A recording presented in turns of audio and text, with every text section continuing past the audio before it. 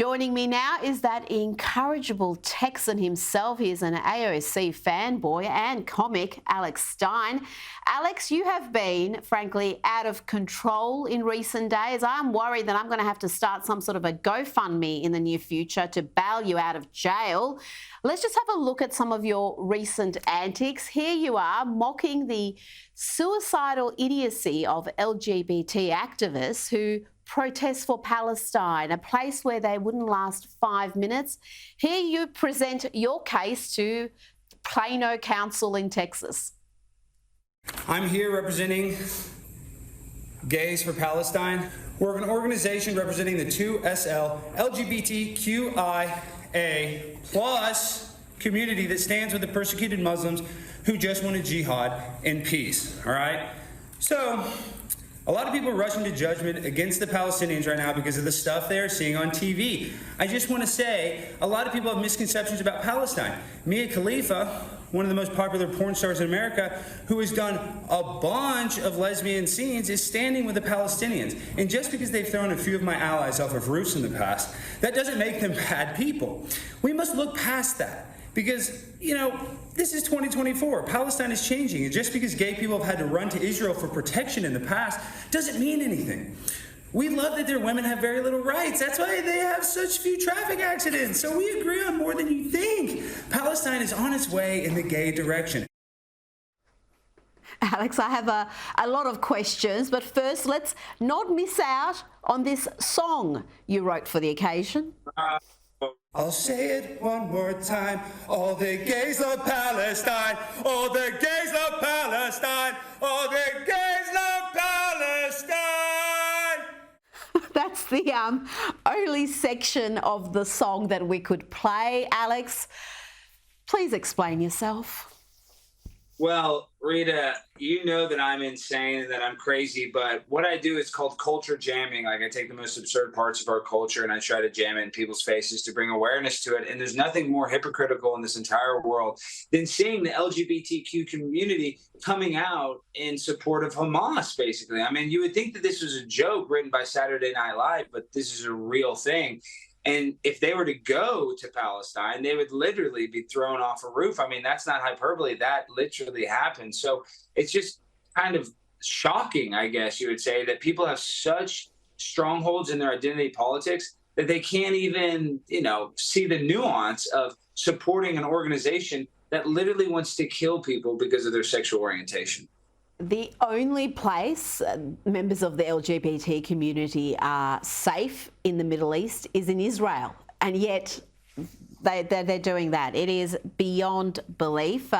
Let's cross to Chicago, where the folks are finding out that elections have consequences. More than 80% of them voted for Joe Biden in 2020, and they haven't had a Republican mayor since 1931. Well, they're finding out the hard way that being a sanctuary city, well, it comes with some grim consequences. How disrespectful that is to him.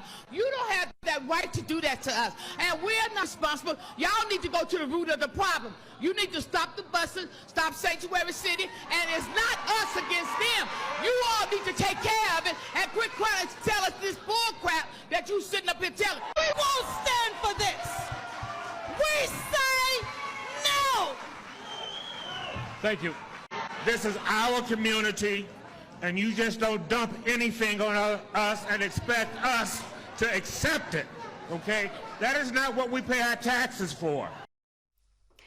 Alex, the residents there are clearly unhappy. They're unhappy about the illegal migrants flooding the city, but this is what they voted for at both local and national elections. The Democrats were clear in their policies. It was Trump and the Republicans who wanted to build that wall the last time I checked. Well, Rita, a lot of conservatives will tell you that systemic racism does not exist, but I disagree. I feel like Black people have been marginalized in this country for definitely the liberal Democrat Party, for sure. They even started the KKK. So now seeing the Black community in Chicago fall victim to the policies that they thought they voted for that would help them, that would help the struggling people that can't pay their bills, can't afford to fill up their gas tank, but instead they want to allocate our funds to help out Venezuelans with criminal history or sex traffickers or connections to the cartels in Mexico, when all these people want is a little help for American citizens, America first. But sadly, Rita, they do not care about American citizens, because if they did, there wouldn't be 22 military veterans that commit suicide every day here in America. So you can just look at how we treat our military vets and then extrapolate that to the marginalized communities. They get it even worse, in my opinion.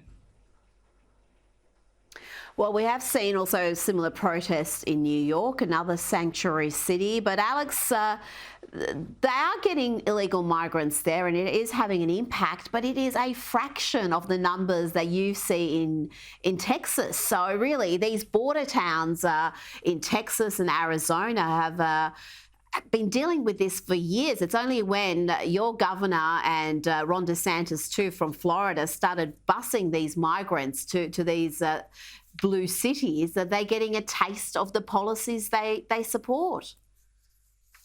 And New York doesn't have the infrastructure. I'm here in New York, the Roosevelt Hotel on 45th Street. I walked by it, and it was just a bunch of basically like military-aged Venezuelan men. I mean, they looked like they were all could do a job, they could work, but instead they can come here to America and just get a free hotel room right next to Times Square, basically. And listen, I'm not anti-immigration. If somebody wants to come to school here, somebody wants to work in America, God bless them. This is a melting pot. I'm all for it.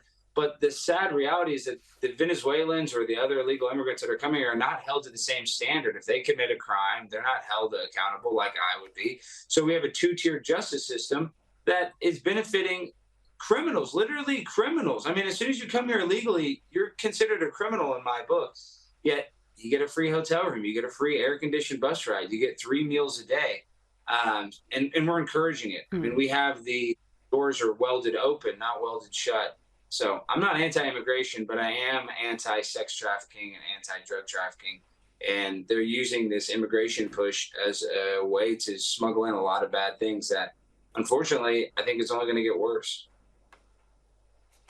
Oh, you can be pro-migration and be pro-illegal migration. Illegal immigration is completely a different equation. And yeah, America has created a pull factor. You've always going to have the push factors, but you are creating a very comfortable environment for people to cross that border illegally.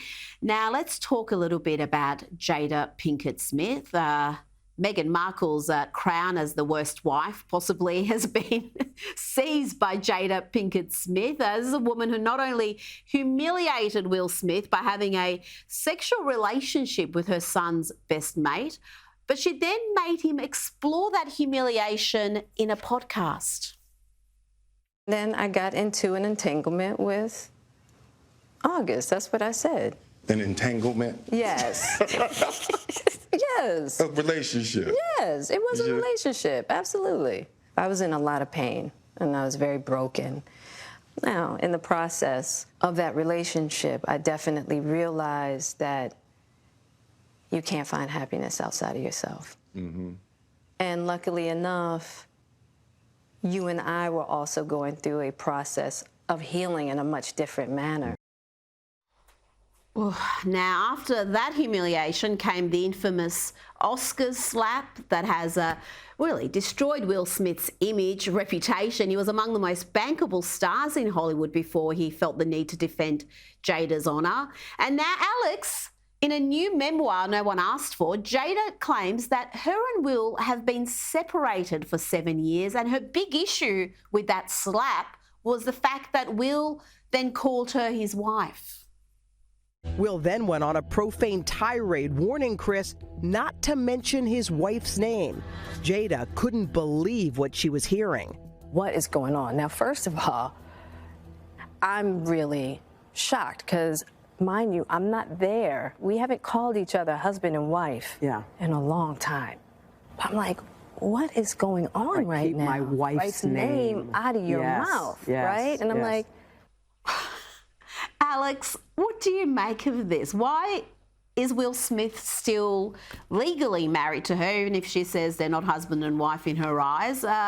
Is he a hostage?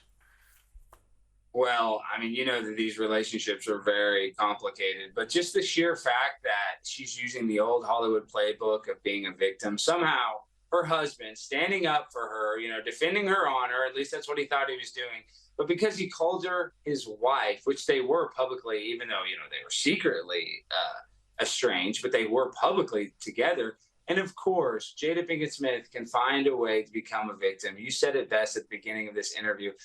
Jada Pinkett Smith wins the award for worst wife of, ever, probably. I mean, just you had him on that interview talking about her cheating on him publicly like that. I mean, that's just so disrespectful to your husband. I couldn't imagine the pain that caused Will. I mean, infidelity in Hollywood, I'm sure, is nothing new. The moral compass is different to probably the rest of the country. But even in Hollywood, you normally wouldn't get the partner you've cheated on camera to discuss how he feels about being cheated on and how you feel about why you cheated, and never mind that it was your son's friend that you shacked up with. I mean, the whole thing is so twisted. Alex Stein, it's always a pleasure. Thank you, Rita.